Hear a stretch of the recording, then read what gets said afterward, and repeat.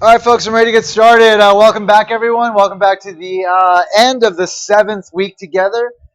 So we're going to have one more week of class, and then there will be that 1 week of spring break. Um, but like I said last time, you have to basically maintain that mindset that you're still in school when you're in spring break. Enjoy some of that free time, but it's an opportunity for you to get ahead, for you to stabilize as far as getting your bearings for the remainder of the course, the remainder of the semester. So you should really be kind of using that time to get ahead rather than just enjoying your life. You're going to have 3 months for that when summer hits, and it's going to be here sooner rather than later.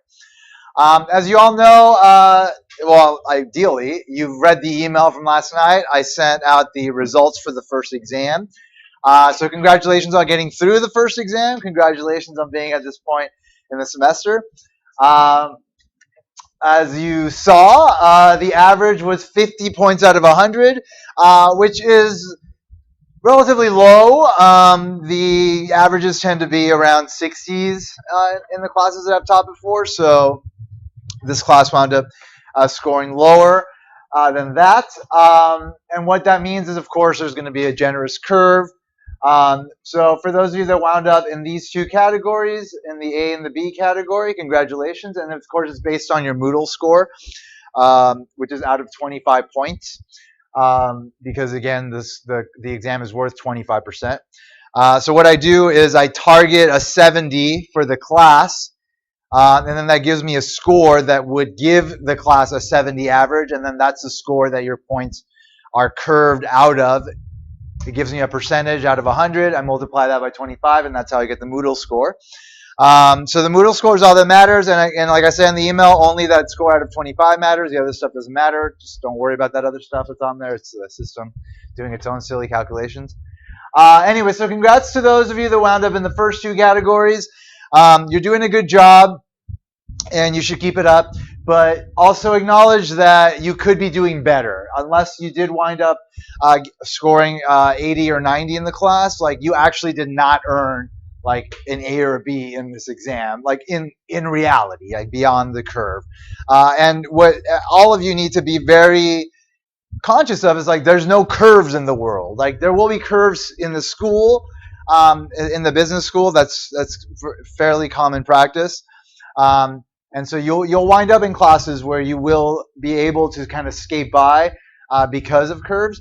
But when you're out in the world, you're not just going up against the people that are around you here. You're going up against everyone in the world. There are very competitive, aggressive people in the world, and they are all vying for the exact same things that you are. And if you are not constantly pushing yourself to be the absolute best version of yourself that you can be, then when you get out there, you're not going to have a chance against those people, and you're going to wind up, just kind of settling for the scraps, whatever's left over. It's not going to be the best stuff. It'll get you by, just like curves will get you by. But this whole thing is about you gaining enough sort of value inside of yourself so when you get out there, you can have choices. You can make decisions about what paths you want to take versus just settling for the paths that you have available to you. So just keep that in mind. If you wound up in the A or B category, you should feel proud of yourself, but you should also acknowledge, unless you earn an 80 or 90, that you need to be working harder, not just because of this class, but I'll address questions at the end. Not just because of this class, but because, again, this whole thing is not about just getting grades and you earning your degree. Because if you don't work hard here to make yourself the best version of yourself possible, get out of yourself that potential that you all have inside of you, then your degree won't mean much out there. In the end, the degree is just something you put on your resume, and then potential employers verify, okay, this person did go to the university or whatever. But once you're at those places, all that's left is who you are and what you're willing to bring to whatever opportunities that you wind up getting. And if you don't have it inside of you to just be driven to succeed, be the best at what you're doing all the time, putting in all the amount of effort necessary to be at that optimal level, then you're not going to be able to fake it. You might be able to talk your way into a situation get an opportunity, but as soon as as it becomes clear that you are just willing to drop the ball, then you will be dropped, and that will be the end of the story. And this world is very ready to just forget about people, just like let people that are not putting everything into the situations that they that the opportunities they have, just kind of like letting them kind of rot. We know it, we see it. There's a lot of homeless people in this world. We see people living under bridges in the valley. I mean, those are the worst case scenarios, but like the bottom line is we live in a cold world that is ready to forget about you unless you are willing to assert yourself and say, no, I have value and I deserve to have the good things in this world, the things that are available in this world. And so you need to work here to become that person. Every single day, every single class is an opportunity for you to improve yourself. And if you're not taking those opportunities, you are missing your last chance to like just focus on becoming better at just being overall the best person you can be. Because beyond college, you're not going to have that opportunity anymore. It goes away, and it's sink or swim, and that's it.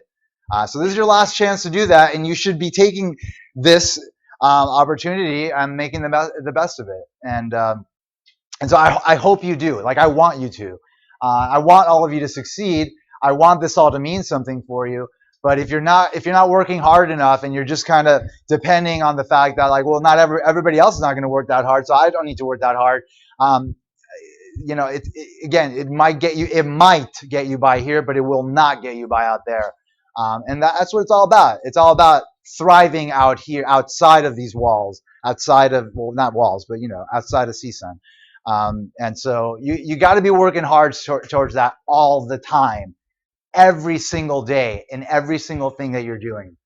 If you wound up in the middle here, you are in that category of people that are like very comfortable with just kind of like letting like the curve kind of like get you by. And again, that's a dangerous territory to be in because you don't know how other people are going to do relative to you. You don't know if this is going to light a fire under a bunch of people. And if a lot of people wind up doing a lot better, in the subsequent exams, like, and you're just like okay with the level you're at, then it will hurt you, and it will ultimately wind up putting you in a position where you could end up not passing this course. If you wound up down here, you are not doing a good job at all in this class. In fact, you're doing pretty terribly, and you need to completely change what you're doing. You need to actually be dedicated to doing well in this class instead of likely just like studying for the exam the day before or something of that sort. We're covering material for weeks here. Like you cannot learn the material in a night or in like 2 nights. And if you're just studying to pass an exam, you're not going to pass an exam. Exams are just random selections of things that we've covered in the class. Like there isn't a specific formula to like what you're going to see on the exam. And so if you're just studying to try to pass an exam by maybe just like studying the practice exam, then that's the completely wrong approach, and it will lead you down the wrong road. And this kind of result will occur in your final grade, and you might have to retake this course. This whole time and money that you've spent on this course will be worthless. Do you go out and buy things of value and then just like throw them away? Do you like buy like a really expensive suit or shirt or dress or whatever and then just like throw it in the fireplace? I mean, that's essentially what you're doing here. So don't let that happen to you. Like really up your game, folks, and really, really improve as much as possible if you're down here. But overall, to all of you in general, like first of all, you should be proud of the fact that you are even here. Because it is a choice. You don't have to be in college, and you are choosing to be in college. So that in itself is commendable, and you should commend yourself for that. I think there's a group of you that just don't really quite understand the requirements of college, like what you have to give to college in order to succeed here. Universities like this one, we have certain standards. We're accredited, so we have certain standards that we have to meet. That all universities have to meet. And so classes cannot lower their standards of what is required for the students that are in it. Like you have to increase what you're willing to put into learning here in order to be able to meet the standards of the university, of an accredited system, which is what this is. So you need to bring out of yourself what you have. Every single one of you, I'm not done yet. Every single one of you has the potential to be great. Every single person that's ever been great started out being nothing. And so the main component that makes any difference between the person that didn't do anything, the person that does accomplish great feats, is how much time and effort they are willing to put into the things that they take on. And if you're not willing to put enough time into things, then the result will be, what we see down here, or even in the middle there. So you've got to bring it out of yourselves. You've got to push yourselves harder. And ultimately, the realization of what you're able to accomplish is going to be the most important thing that you will be able to accomplish at the university beyond your degree. Like realizing what you're capable of, realizing how much work you can put in, how many hours you can work, how much you can endure as far as like the pressure, the stress. If you can learn to manage that and realize that you can to a level that you didn't even know was possible, then you'll carry that with you out into the world. You'll go to all sorts of different employment opportunities, or even just running your own business, and it will come out of you, and it will lead you even into greater heights out in the world, which is ultimately what this is all about. So you need to let this process do that to you, and you need to submit to its requirements, and that is it. Like, there's no other way around it. Like, either you're here to do that and bring it, or it will be taken from you. All of it will be taken from you in the long run. And everything that you've done here, to the extent that you've done it, will mean zero. So just be very clear about that. Like last year, I remember some guy, I think it was last semester, there was some guy that came here with like a mallet or something, and he was like trying to like knock out the Matador statue or something. That was a very bitter person that went through here, got their degree, and probably wasn't able to do much with that degree out there because they just didn't do much here. So yeah, you can worm your way through here, get yourself a degree, but if you don't allow this degree to make you a better person, make you into that person that is ready to take the world on, then it will mean zero, nothing. So don't let that happen to you, all right? Like, be better, because all of you can be better, and that is it. There's no doubt about that. But the part of the problem is that you might encounter other professors that actually don't believe that you can be better. You'll encounter people out in the world that don't believe you can be better, and you need to also build here the ability to just get beyond that, because a lot of times you will be put into a box where it will be assumed that you will not be capable of doing certain things because of A, B, or C reason. And you need to be able here to realize what you're capable of so that you can, when you're out there, be able to overcome those kind of silly limitations that people will very easily try to impose upon you. This whole process is super important for you. Don't let it pass you by, folks. Like, become better, become great. In the end, this is the sort of thing that will always happen in a class like this. So I'll always have curves, and a lot of people that really shouldn't be passing courses will pass courses because we just can't fail everybody, because that would be ridiculous. Even though there are some professors that are willing to do it, so be careful. But I will not do it because it's absurd. It's absurd. I would have to fail like 3/4 of you, and I would never do that. But in the end, like, you're not really figuring out like what this is all about, and you're not really learning the things about yourself that you need to be learning about yourself. That again is the only thing that carries any kind of value in this world, and you have to realize it. So push yourselves harder.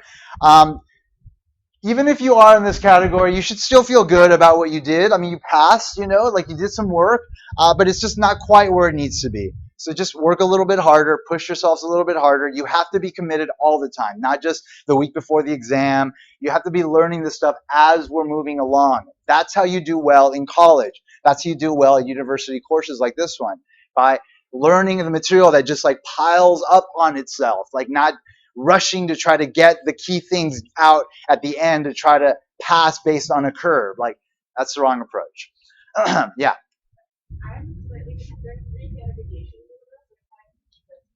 There are no 3 standard deviations. There's a uh-huh.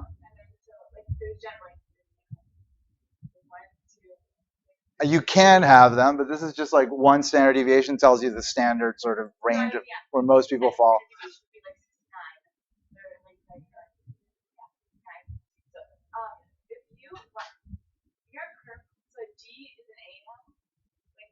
I mean, based on what I had to do, based on the performance of the class, yeah. Because the majority of people didn't put in enough effort into the class.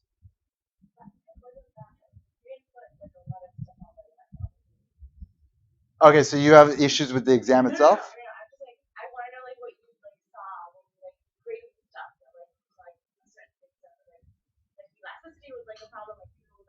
I understand what the problem is, and that people are not learning all of the material as we're moving along. A class like this, we cover a lot of material, we cover a lot of language that's not familiar to you, it's new to you, and you should be learning as we're moving along. And if you're not doing that, when you get a random selection of the material that's covered on an exam, you're not going to do well in the exam. So I saw a lot of like, not very high scores in the multiple choice that does kind of cover the broad range of like the terminology, the concepts, the way that I've been very clearly telling you how to learn throughout the time that I've been teaching it, and that is why we wind up with this result. I wouldn't say better, but I mean, like a little bit better, yeah, maybe. Yeah.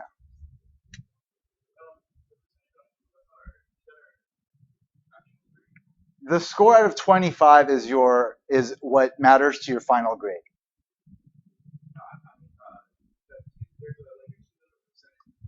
That's one of the numbers, if you read the email, that don't matter. The only number that matters is the number out of 25, as I mentioned in the email last night. Other questions? All right, folks. So we're going to move forward now. Like I said, like some of you will get by here, but again, like do not make this worthless to you, this whole process, getting your college degree, because it can be worthless. At this point, in the world that we live in 2017, you need a college degree just to get a job, essentially. Whereas before, it was just a high school degree. So now you're at the point where it's like, you need to get this out of the way just to kind of be viable in the workplace. But once you're there, like what do you do? Like if you didn't learn to like just have that momentum of like, I'm going to go into a situation, I'm going to commit myself to something, and I'm going to take it on to the best extent possible, and I'm going to be the best at it. If you don't learn how to become that person that has that drive, you are going to get out there, and there's so many people like that. And a lot of them, they're not nice. Like they will do whatever it takes to get to the top. And if you're not ready to bring it, besides what you're already bringing, like everything you've got, then you're always going to be at a disadvantage in this world. And you don't want that. And all of you are fully capable of getting very high in this world if you want to. I had a student that I had in my management economics course a year ago. It was the same thing. We had these kind of curves, but she was always acing the exam, 100%, 100%. Like she did not care about the curves. Like she was just killing the exams. I wrote her a letter of recommendation because she deserved it. Like I wanted to recommend her like desperately because she deserved that from me. And she applied to a bunch of grad schools, and she just got into Johns Hopkins in Washington D.C., which is like a pretty competitive, good school to go to. Like she was able to use her education here to advance in this world, and it didn't matter, none of this stuff mattered. All that mattered was that she was putting in a whole lot of effort to send a very clear signal out into the world that she has value and she is worth like the good opportunities that the world has available to her. So, and she got one, and she's going to continue to get more. And all of you are fully capable of becoming that same person, of being that same person. Some of you are already there, and I acknowledge it. There's definitely at least a couple people that are exceptional in this course. And to those people, like I say, keep doing what you're doing. Don't let anything stop you from just like having that kind of dedication, because again, like I said, that is the most valuable thing that you can take from here. That kind of drive, that desire to like just always hit the highest mark. And so some of you already have it. Good for you. Thank you for being in this class. All of you for being in these two categories. Like you brought enough where you stood out, and I'm happy to have you in the class, and I want to thank you for that. All right, let's jump into the rest, the second part of the course now.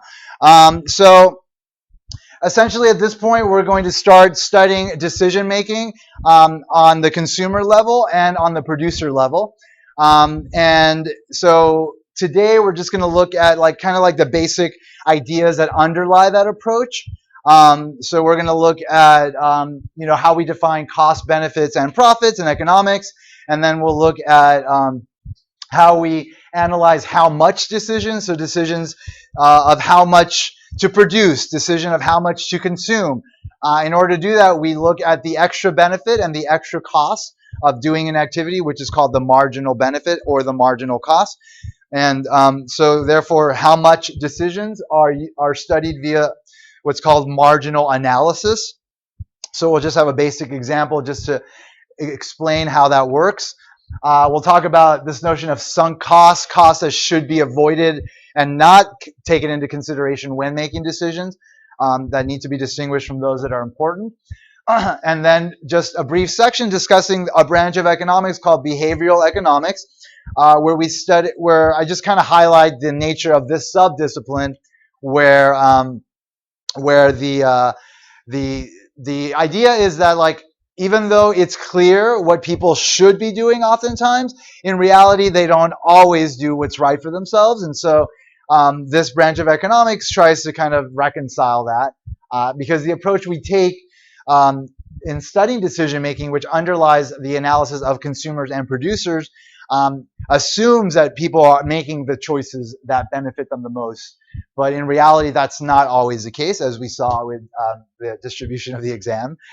You didn't always choose to do the right things for yourselves. You didn't always choose to spend the time to study, whereas you knew that it could wind up leading you into one of those bad categories, or even making this whole thing like worthless.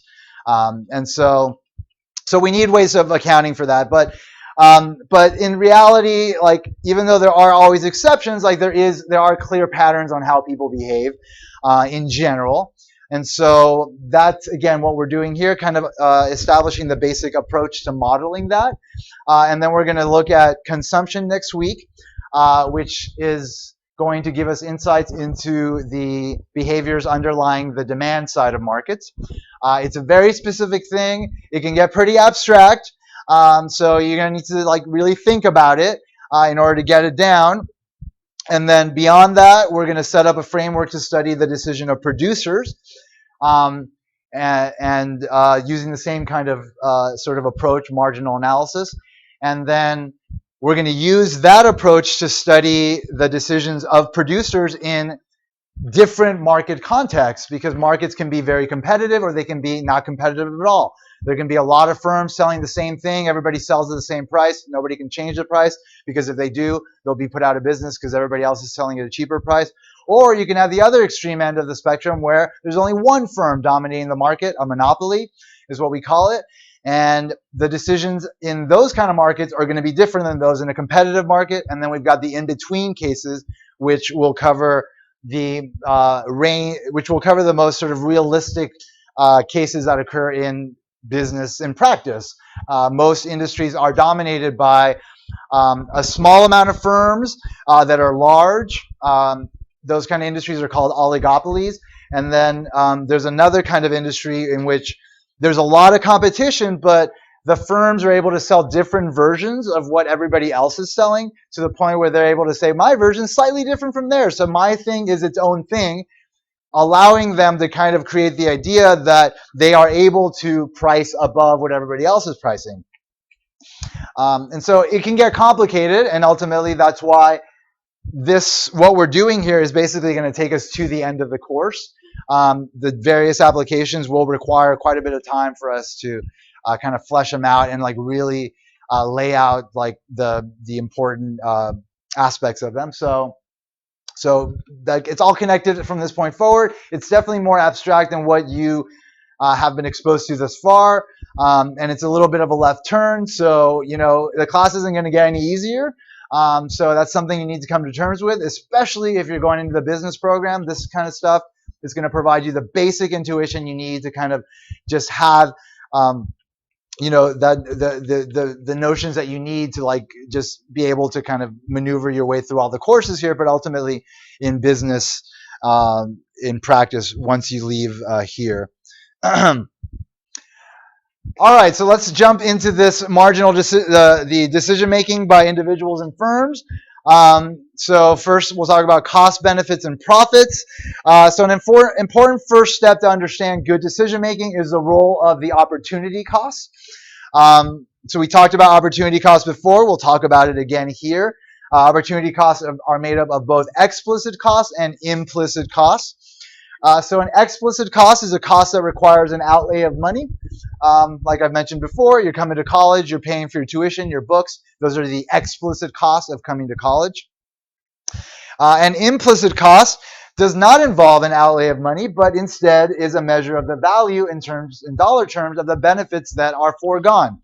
The value of the next best alternative to what you could have done with your resource had you not taken on whatever it is you've taken on. So again, being here, you're not making money at school, you're not making money at some job full time, so you're bypassing some wages, and so those are implicit costs to you of being in college. A common mistake both in economic analysis and in life, whether individual or business, is to ignore the implicit costs and to focus exclusively on explicit costs, and that is a big pitfall for people, especially in business.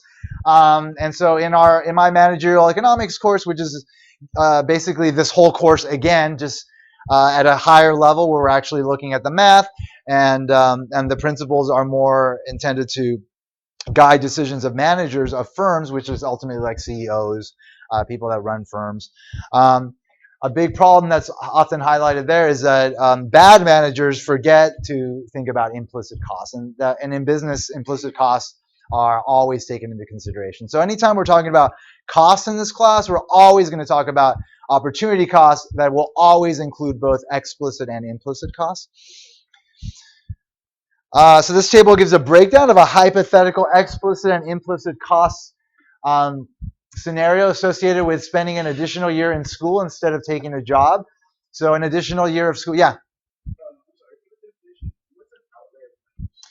Meaning you have to pay for something with money versus like you're passing up something that could have earned you money, which would be the implicit costs in that situation. So here it just looks at the explicit and implicit costs of additional years of school. Additional year of school might cost $7,000 in tuition, $1,000 in books and supplies, $1,500 for a computer. Those all require outlays of money. You have to pay for those. So total explicit cost is the sum of all those, which winds up being $9,500 in this example. And that extra year of school means that you won't be making, let's say, $35,000 in wages that you could be earning. And therefore, that is the total implicit cost of one more year of school.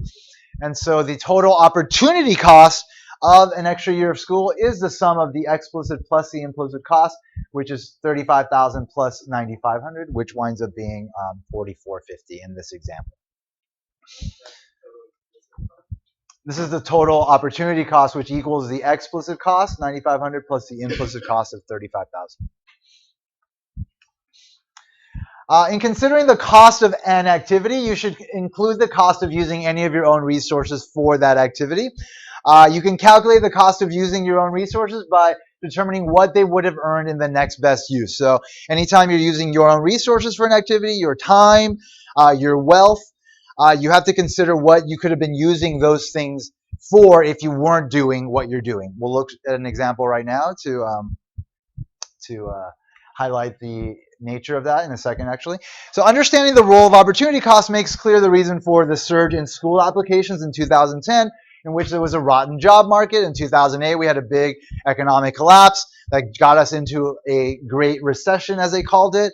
It could have been a depression. Fortunately, we have macroeconomics to kind of guide our governments and help to sort of figure out how to best sort of weather the storm of like big economic shocks like we got in 2008 with the drop of the housing market. Macroeconomics, great field, all covered in the other course, Macroeconomics, which you should all take because it's really a great class. It'll give you a lot of insights into how things operate. beyond just like in small market situations in the overall economy. Fortunately, because of the tools and insights we've gotten from macroeconomics, we were able to hold off a Great Depression that we could have had like we had in the 1930s, which would have been a terrible time. There might have still been a lot of unemployment. Anyway, when there's a lot of unemployment, was there a question? Okay. You can ask me about that later. So starting in 2009, the U.S. job market deteriorated sharply as the economy entered a severe recession. When that happens, that means there's less output in the economy. That means firms start to lay off people. That means there's less jobs available for people. That means unemployment goes up. When unemployment goes up, the supply of labor increases, which means the equilibrium price of labor goes down. So labor markets, supply of labor is people willing to work. Demand is the firms looking to hire. Demand went down, supply went up, price went down. That means wages went down. That means part of the implicit cost of going to school went down. So by 2010, although job openings had begun to reappear, a relatively high proportion of those openings were for jobs with low wages and low benefits. As a result, the opportunity cost of another year of school had declined significantly, which led a lot of people to go back to school during that time because, again, the implicit cost went down for them. And so if they're studying a decision of whether or not to do something, a either or decision, they consider the overall costs and benefits to the situation, and they decide to do it if it has what's called a positive economic profit, which we'll talk about right now. So an either or decision is one in which you must choose between two activities. The best way to make an either or decision, the method that leads to the best possible economic outcome, is the straightforward principle of either or decision making. According to the principle, when making an either or choice between two activities, choose the one with the positive economic profit. So that's the principle of either or decision making. Choose the option with the positive economic profit. So let's look at an example. What is economic profit and how does that compare to accounting profit? So if you are going to take accounting courses, you're going to be learning all the very sort of minutia associated with just balance sheets that most businesses carry to sort of see what their costs are versus their revenue. Those will not be including implicit costs. So those will only be including explicit costs. And so the difference between revenues and your explicit cost is what's called accounting profit. And when you subtract implicit costs from that as well, so when you subtract opportunity costs from revenues, then you have what is called economic profit. So in this example, we're going to assume that Aurora Monroe, a college student in her 20s, faces the choice of either completing a 2-year full-time graduate program in teaching or spending those 2 years working in her original field of advertising. Aurora is going to gain revenue from her teaching degree, so she's going to get her graduate degree, which will then command a higher wage in the job market, and so those will be her gains from getting that degree. So let's say completing her 2-year degree will yield earnings valued at, let's say, $600,000 over the rest of her lifetime. This is just assumed. If Aurora doesn't get the degree and stays in advertising, then 2 years from now, her future lifetime earnings will be valued at $500,000. So just based on what we're being told in the example, her net revenue of going to graduate school is going to be equal to the difference between what she would earn with her degree versus what she will earn without the degree, which is $100,000.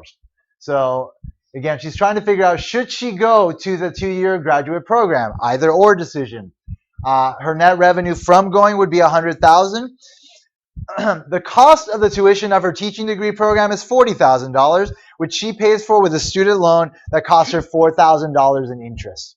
So therefore, her explicit cost will be the cost of the student loan plus the obviously the tuition that was paid for by the student loan.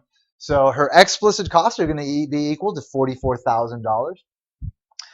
And therefore, her accounting profit is going to be the difference between her revenue and her explicit costs, the things that she paid for with a monetary outlet. So accounting profit is equal to revenue minus explicit costs. So we've got that net revenue of 100,000 minus the explicit cost of 44,000, which means that her accounting profit is $56,000 from going to the graduate program. To make the right decision, though, the one that leads to the best possible economic outcome for her, she needs to calculate her economic profit. Economic profit is equal to revenue minus the opportunity cost of resources used. So we know that opportunity costs are made up of both explicit plus implicit costs. And so therefore she needs to also take into consideration her implicit costs when deciding whether or not she should be going to graduate school or not. Aurora's economic profit is the revenue she receives from teaching minus her opportunity cost of staying in school. When economists use the term profit, they are referring to economic profit, not accounting profit. So we're in this class, anytime we're talking about cost, we're talking about opportunity cost. Whenever we're talking about profit, we're talking about economic profit. And economic profit will always necessarily be either equal to or less than the accounting profit, because either there are no implicit costs and therefore they'd be equal, or there are implicit costs and therefore accounting profit will be bigger than economic profit because you're not subtracting those implicit costs. We assume the value today of Aurora's foregone earnings for the 2 years is $57,000. So those are the wages that she would earn if she did not go to college and just worked the 2 years. So she has that implicit cost of college of going to graduate school of $57,000. So that's going to be her implicit cost there. So again, looking at now her economic profit, we're going to subtract from her net revenue of going to that 2-year graduate program both her explicit cost of $44,000 and the implicit cost of the foregone wages she would earn if she didn't go to the graduate program, which is assumed to be $57,000 here, which is going to give her a negative $1,000 economic profit. Since she incurs an economic loss of $1,000 if she gets the degree, then she's better off sticking to advertising and going to work now, is basically what this analysis told us. We analyzed the either-or decision. We looked at revenues from the decision. We looked at the opportunity cost of the decision, and the economic profit was negative, and therefore the common sense outcome is for her to choose not to go to graduate school based on this logic. Yeah. Is there like a model that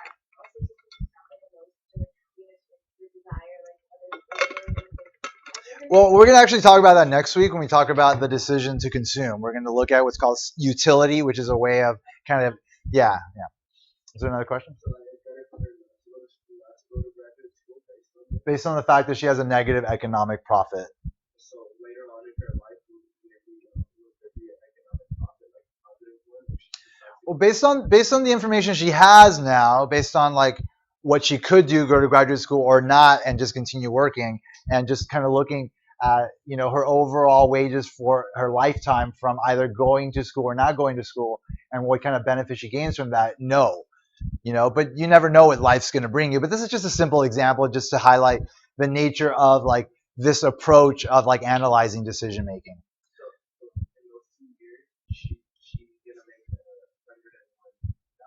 No. So in those 2 years, she's going to go to college. If she didn't and go to graduate school, if she didn't go to graduate school, she would make $57,000 at the advertising firm. Since she's not going there, she's not going to make that. But over the lifetime of her earnings, she'll make $100,000 more with a graduate degree. So that's where that $100,000 comes from. If she didn't get the graduate degree, continued working at her advertising, in 2 years to the end of her lifetime, she would earn $500,000, which is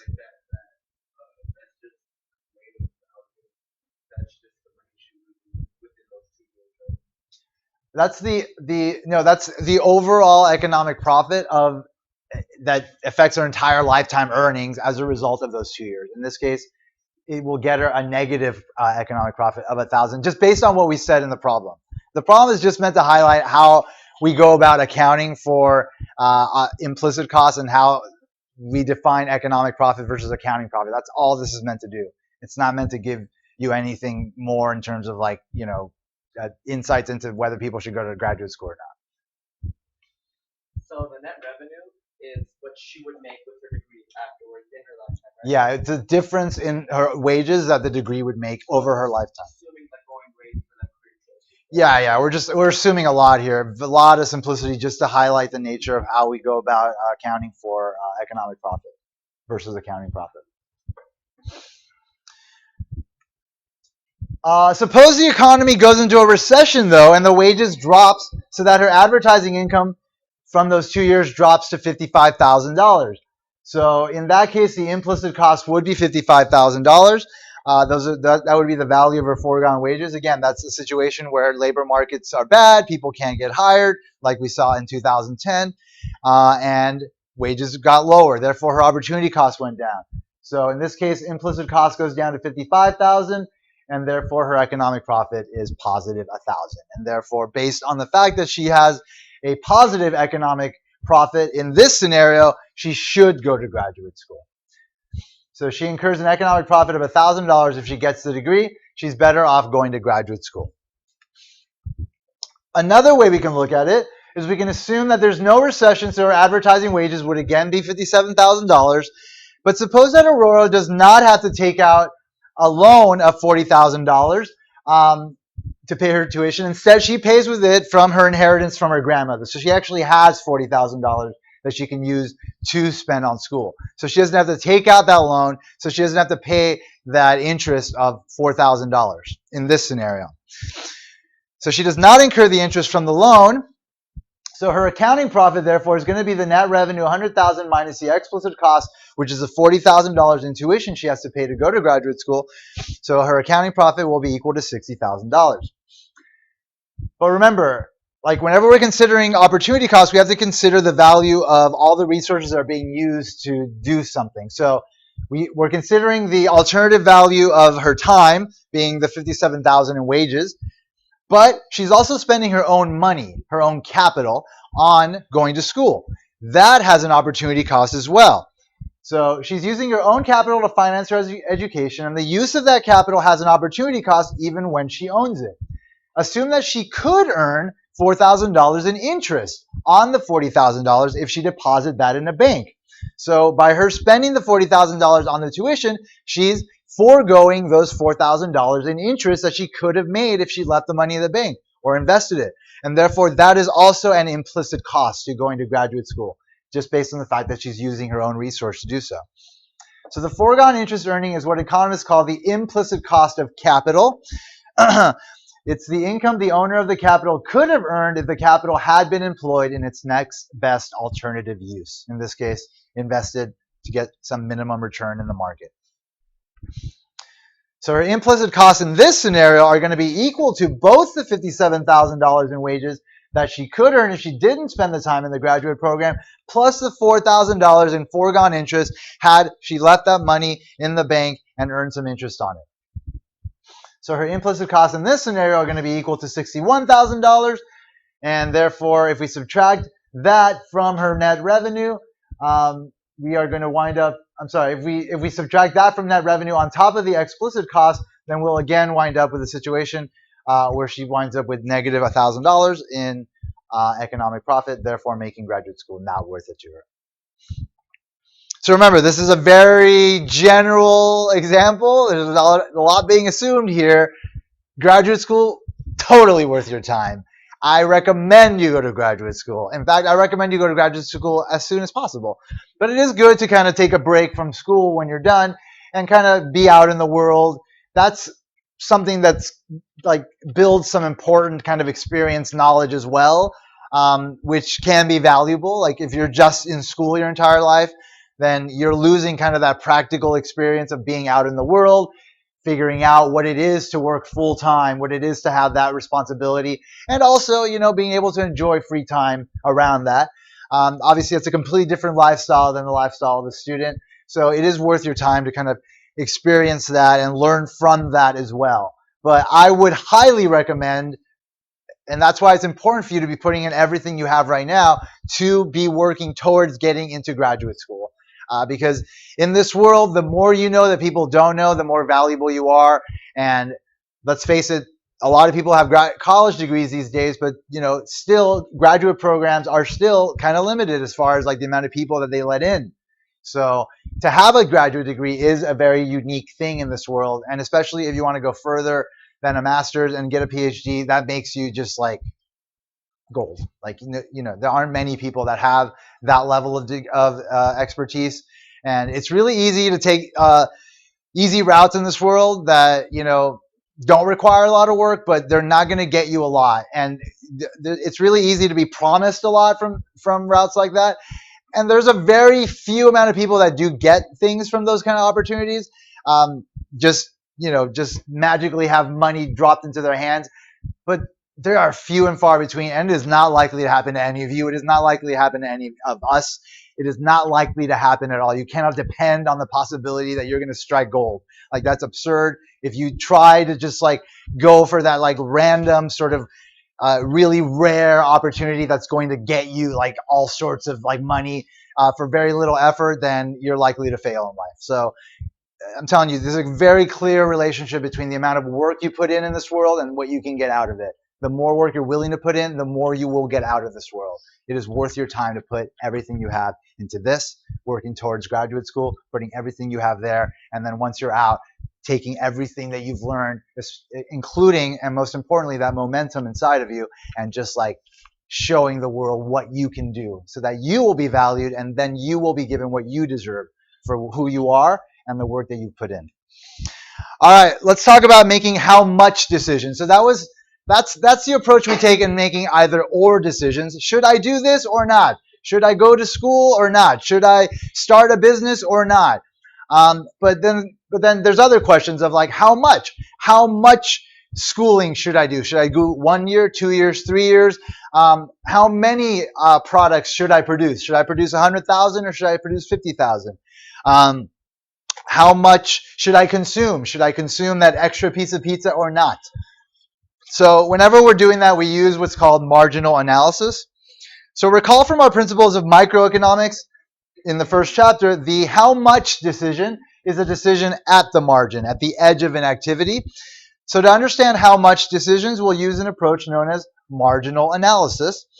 In marginal analysis, we study the marginal benefit, the benefit of doing a little bit more of something versus the marginal cost, the cost of doing a little bit more of something. So you've eaten 5 slices of pizza. Should I eat that 6th slice of pizza? Well, let me look at the marginal benefit of that 6th slice of pizza versus the marginal cost of it. If the marginal benefit outweighs the cost, I'll do it. If not, I won't.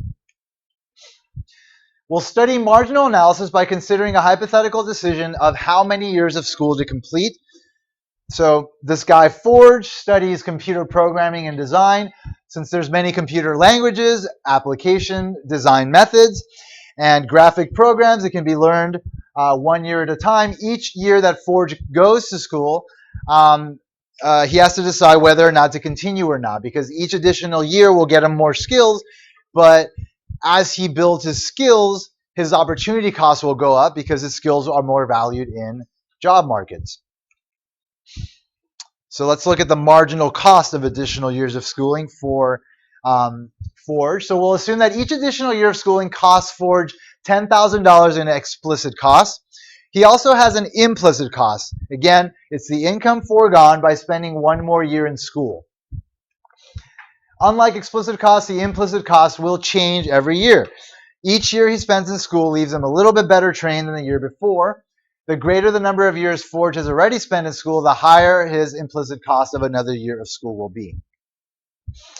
So the table contains data on how Forge's cost of an additional year of schooling changes as he completes more years. So 0 years of schooling, obviously that carries 0 cost. First year of schooling has a total cost of $30,000. So the marginal cost, the extra cost of going to school 1 more year, in this case, the first year, is $30,000. During his 2nd year in school, his explicit costs have stayed the same, $10,000, but his implicit cost of foregone salary has gone up to $30,000. So his total cost has now gone up to $40,000. So again, that first year of college, he learned some stuff that made him a little bit more valuable, meaning he could earn a little bit more money, therefore his implicit cost went up. So from that first year to that second year, his marginal cost, the cost of going an additional year of school, is $40,000. Again, it's $10,000 in explicit cost, plus in this case $30,000 foregone salary, bringing the total cost of 2 years to $70,000. Notice that the total cost is going to be the sum of all marginal costs leading up to that total cost. So total cost of 2 years is equal to the marginal cost of the first year plus the second year. All right, third year of college has a marginal cost of $60,000. Again, we're assuming that his implicit cost has gone up, in this case by another $20,000.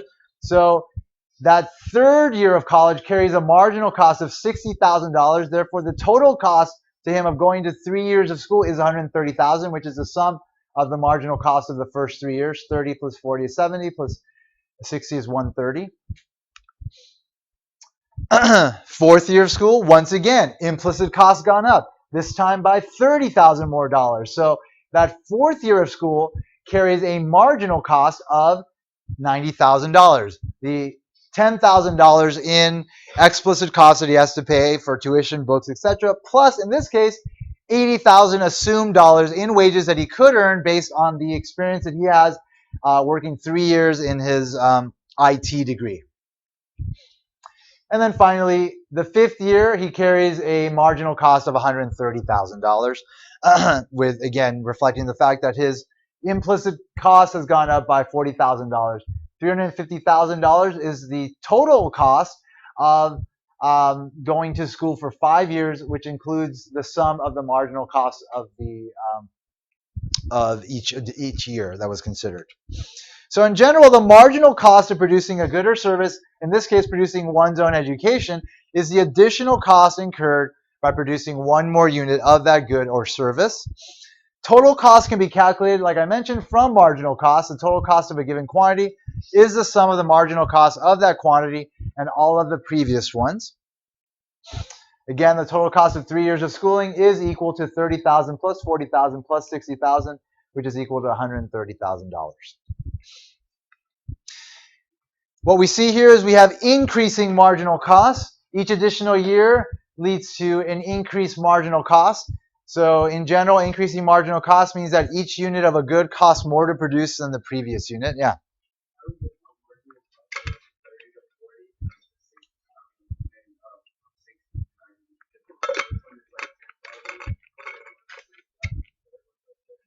Right, we're just assuming that like he's learning some like really valuable skills, and so each year that he goes to school, his worth in like labor markets in terms of what he could earn goes up a lot because of the things that he's learning. Like,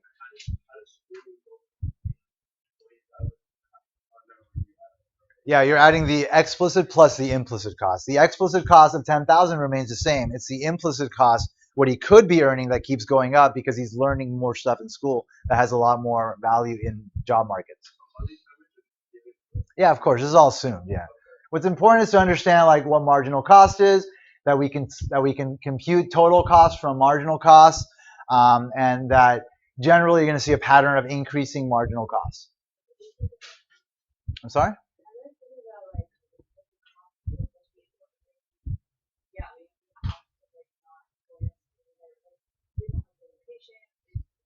Well, I mean, you do statistical analysis of like, wages for, a variety of people that have varying amounts of skills, This is all assumed, so this is not based on actual data, but you can do that kind of like statistical analysis and get that information from labor markets. Just by, you can do surveys of people, you can do surveys of businesses, you can get that information a lot of different ways. It costs money to do so, but well, you learn about the accuracy of statistical methods in statistics and econometrics, and the shortcomings of those methods, and like ways to sort of make up for them.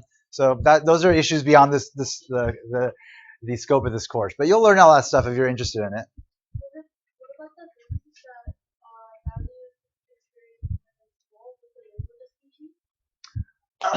The businesses that value experience more than schooling.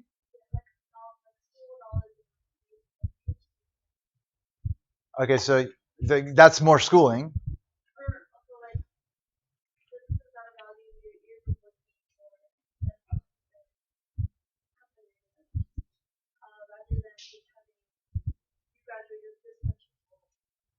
So we could account for that as well. We can say, yeah, if they're working more years, then their wages would actually go up more as a result of that, and maybe they are accounting for it in the magnitude that the wages are going up there.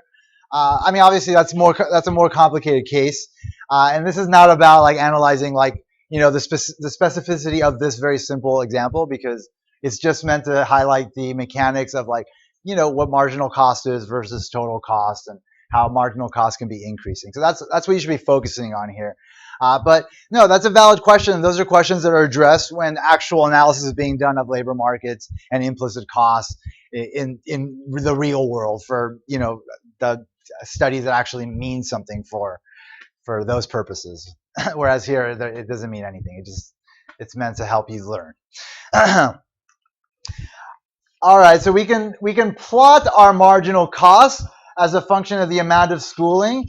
So here we did, so plotting these amounts and then kind of just taking the midpoint of each of the bars representing the amount of marginal cost for each additional year, and then connecting them will get us this positively sloped curve, which is the marginal cost curve. The height of each shaded bar corresponds to the marginal cost of a given year of schooling. The red line connecting the dots at the midpoint of the top of each bar is Forge's marginal cost curve. Forge has an upward sloping marginal cost curve because he has increasing marginal cost of additional years of schooling. It's just assumed here, and that's what the pattern is. Although increasing marginal cost is a frequent phenomenon in real life, it's not the only possibility. Constant marginal cost occurs when the cost of producing additional units is the same as the cost of producing the previous unit. So marginal cost can remain constant. It doesn't necessarily have to change. But the pattern that we see most, so with constant marginal cost, a marginal cost curve would be a horizontal line. There can also be decreasing marginal cost, which occurs when the marginal cost falls as the number of units produced increases. So that can happen as well. So you don't always have to have increasing marginal cost, but you do have to be able to identify where marginal cost is decreasing and where it's increasing. For the production of some goods and services, the shape of the marginal cost curve changes as the number of units produced changes. This gives rise to what we call a swoosh shape, kind of like that Nike swoosh shape marginal cost curve, a topic which we'll discuss in Chapter 11.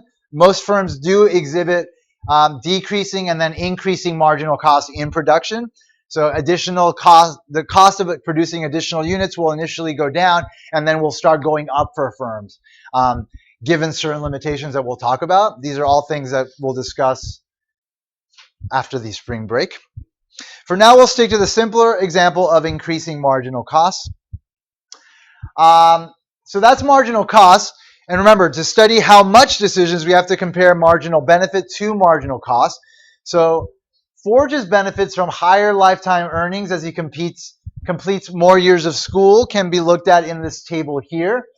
So in general, the marginal benefit of producing a good or service is the additional benefit earned from producing one more unit. So here we're looking at the marginal benefit of additional years of schooling. So going from obviously no schooling to 1 year of schooling, that 1 year of education increases his lifetime earnings by $300,000, just based on the assumptions of the example. And so the marginal benefit of the first year of schooling is $300,000. And here there's a clear pattern of marginal benefit decreasing. So going from the first year to the second year, the extra amount of benefit that he gains from that second year of school is $150,000 in wages over his lifetime. So the marginal benefit of going to school for that second year has decreased or diminished from that first year, meaning that the value of that extra skill that he learned that second year, that the impact of that over his lifetime earnings was positive, $150,000, but not as much as from having no education to 1 year of education, just based on the example. And then we see that pattern continuing on for each additional year. The marginal benefit of each additional year is assumed to be decreasing. So going from the third to the fourth year, the marginal benefit of the fourth year is $60,000. And the marginal benefit of the fifth year is $50,000. So we have, again, decreasing marginal benefit Each additional unit of an activity yields a smaller benefit than the previous one. Marginal benefit can be represented by a marginal benefit curve. Again, if we were to plot marginal benefit at each year of schooling, again, first year 300,000, second year 150, third year 90, fourth 60, and fifth year 50, and connect these points that lie in the middle of each of these bars, then we can see that we have a decreasing marginal benefit curve. So Forge's marginal benefit curve slopes downward because he faces decreasing marginal benefit from additional years of schooling. There are many goods for which the marginal benefit of production is constant. We'll later see why constant marginal benefit is considered the norm for many important industries when we're talking about, again, the decision to produce. All right, so now putting them together, we can marginally analyze how many years of school Forge should be taking on. So we're going to compare marginal benefit to marginal cost. And the rule is that as long as marginal benefit exceeds marginal cost, the person should continue doing the activity until marginal benefit is equal to marginal cost, or the last time that it is at least greater than marginal cost. So we see here that first year of schooling has a marginal benefit of $300,000, a marginal cost of $30,000. So the additional profit, which is economic profit, is $270,000 of the first year of school. Second year of school, marginal benefit of $150,000, marginal cost of $40,000, additional profit $110,000. So definitely it's worth it to keep going. Third year of school carries a marginal benefit of $90,000, marginal cost of $60,000. Still positive economic profit there, and so it makes sense to continue going on. So to that third year. But going to the fourth year, we see that marginal benefit is $60,000, marginal cost is $90,000, marginal cost is above marginal benefit, leading to a negative economic profit, and therefore that fourth year is just not worth it to this person based on the marginal analysis approach that we've taken to analyze the decision of how many years of school this person should take. So again, we're analyzing a how much decision versus an either or decision, which was the last section, which just looked at overall benefits and overall costs over the lifetime of the activity. Versus here, we're looking at how much decisions, and therefore we're comparing each additional benefit of doing an additional unit versus the additional cost of doing an additional unit. So again, we're looking at marginal benefit versus marginal cost. So this 30,000 is what we call the optimal quantity, the quantity that generates the maximum possible total profit. And we can analyze the situation graphically once again by throwing in our marginal cost curve that's increasing and our decreasing marginal benefit curve. We see that over this range here, marginal benefit exceeds marginal cost, so it makes sense to continue going to school just based on the graphical analysis of the situation, reflecting the marginal analysis approach. At this point, marginal cost and marginal benefit are equal, and therefore that's the point at which the activity is at its optimal point. Beyond that, marginal cost exceeds marginal benefit, therefore it doesn't make sense to go beyond that point. So Forge's decision problem illustrates how you go about finding the optimal quantity when the choice involves a small number of quantities. So when we're looking at a small number of quantities, we, again, stop before the marginal cost outweighs marginal benefit. So stop at the point where the marginal benefit outweighs marginal costs. With small quantities, which can be represented by these curves, where you can get all the way to the point where the two quantities are equal. When choosing the optimal quantity, the small quantities, we're talking about the small quantities on the table. In the table, the quantities are very specific. They don't represent the broad range of what those numbers can be. And so whenever we're looking at small quantities, the rule for choosing the optimal quantity is increase the quantity as long as the marginal benefit from one more unit is greater than the marginal cost, but stop before marginal benefit becomes less than marginal cost, as I mentioned. When a how much decision involves relatively large quantities, so we can look at the situation graphically, then the optimal quantity is the quantity at which marginal benefit is equal to marginal cost. They're just both ways of kind of getting to a conclusion about what should be done in a marginal analysis approach. given the information that's available. Either you're going to have big whole numbers, and in that case, you're only going to be able to say, well, I'll stop at the point where marginal benefit is at least greater than marginal cost before they switch and marginal cost outweighs marginal benefit, versus a situation like this graphically where you can just look at every small sort of increment of value so you can get to the point where they can be equal, and that's the point where you should stop. Don't worry, all this, we're going to go over this a lot as we actually go through the examples that we're going to use this with respect to consumption and then production. So the general rule is known as the profit maximizing principle of marginal analysis. When making a profit maximizing decision, a how much decision, the optimal quantity is the largest quantity at which marginal benefit is greater than or equal to marginal cost.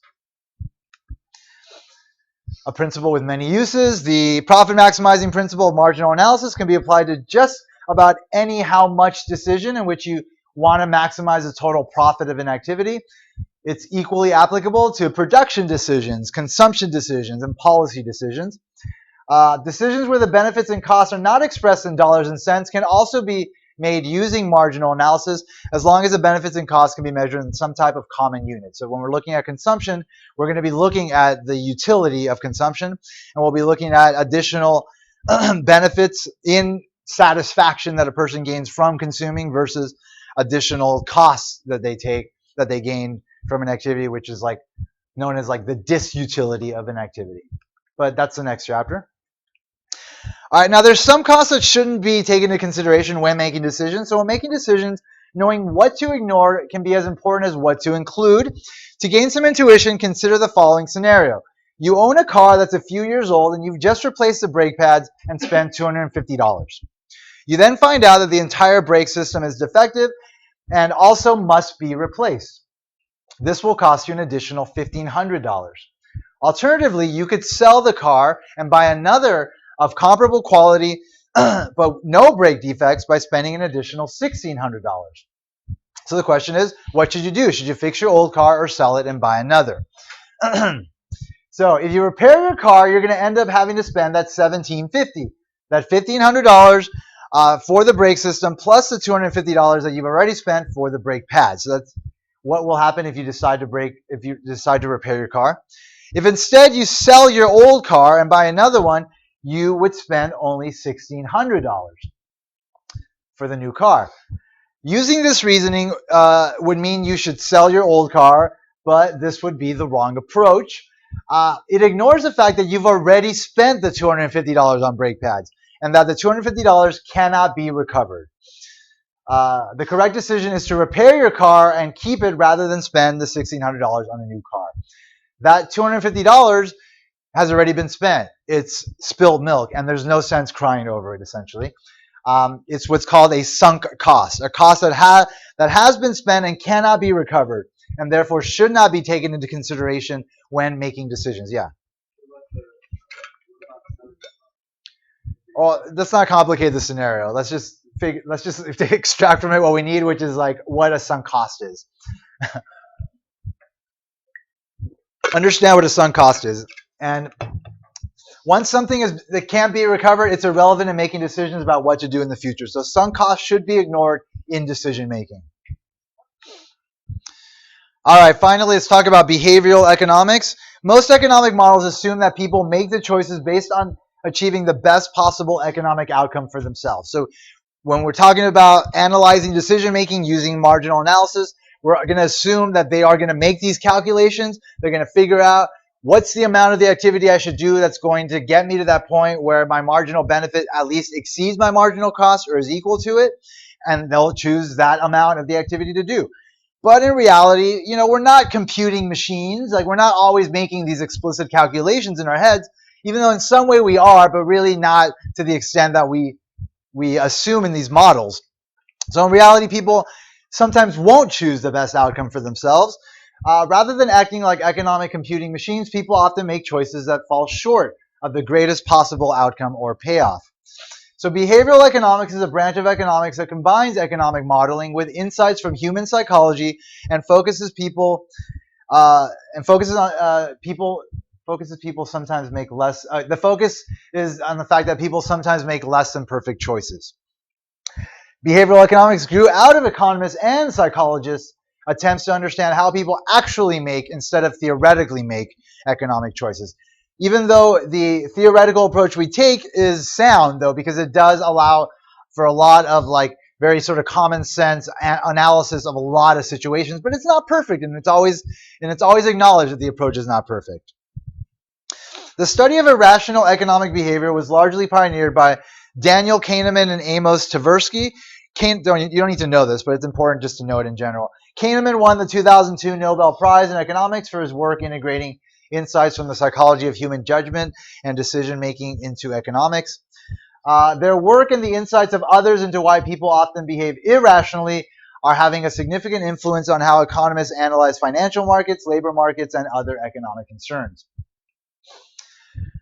All right, so when we talk about rational decision making, we're talking about this term rational in a very specific way. We're saying you will choose the available option that leads to the outcome you prefer the most. So when people are rational, they are choosing the outcome that's going to benefit them the most. They're going to choose the one that's most attractive to them, is what is assumed with rational decision making. It can be entirely rational to choose an option that gives you a worse economic payoff because you care about something other than the size of the economic payoff, like when we're talking about like charity. So there's three principal reasons why people might prefer a worse economic payoff. Concerns about fairness, bounded rationality, and risk aversion. So let's consider these in turn. Concerns about fairness. In social situations, people often care about fairness as well as about economic payoff to themselves. So that will carry a certain amount of value that will be different than like, monetary, explicit, implicit costs, the calculations we already made. Like there's a certain amount of satisfaction that might come from like leaving a tip to somebody or giving money to charity that might outweigh the cost of those things. And therefore, people will choose those options, even though as far as our approach goes to analyzing those decisions, it's not what we consider quote unquote rational. Bounded rationality is a situation. So being an economic computing machine, meaning choosing the option that gives you the best economic payoff, can require a fair amount of work. It requires a lot for people to process all the relevant information to be able to choose the outcome that's going to benefit them the most. The mental effort required has its own opportunity cost. So bounded rationality means making a choice that is close to, but not exactly the one that leads to the highest possible profit, because the effort of finding the best payoff is too costly. And the third reason why people might not behave rationally is because of risk aversion. They're afraid of taking risks. Sometimes a choice comes with significant risk. Risk aversion is the willingness to sacrifice some potential economic payoff in order to avoid a potential loss. Since risk makes most people uncomfortable, it's rational for them to give up some potential economic gain in order to avoid it. And therefore, people are willing to pay for insurance in order to avoid certain outcomes, even though that might actually put them in a worse economic situation.